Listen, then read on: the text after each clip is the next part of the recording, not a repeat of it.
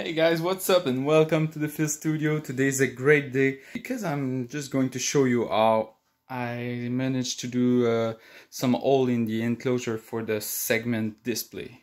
It's for the dual polarity power supply. Enjoy.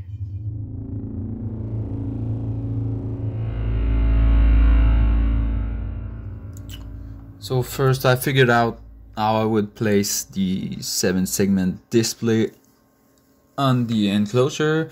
I've measured the width and the height of the segment display. Now you can see me tracing like some line on the enclosure because I want stuff to be straight aligned and parallel to the box. No sketchy work. And then I figured out that the segment display would be too close one from another, so I did a little offset of 3 millimeters to the left. This is why you can see my drill is not like perfectly on the line I drew. So I start by pressing 4 holes with the Dremel and figure out, okay, this is gonna be a good fit. Then I do the same for the other display to the right.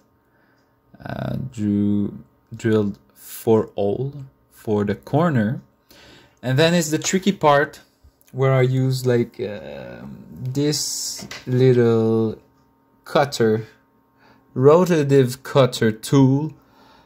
It's not the best, but it's what I have, and you're better, in my opinion. According to my experience, you're better off drilling a smaller hole than a bigger hole. You will see what I mean like in 5 seconds, because the segment won't fit that hole I just did, and I was really happy about that, because if you cut a hole that is too big, well, you cannot add up some material after.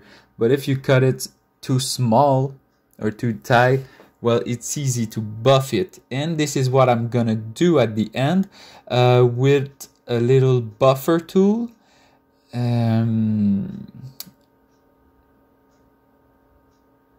So I'm cutting the second. I'm just cutting the second enclosure, and it was too small, and now you can see the final result. Everything fit perfectly, and I'm going to show you I've used the small buffer tool right here. It's pretty precise, and it allows you to sand like the edge and do a perfect job for the enclosure. Thanks for watching. See you next time.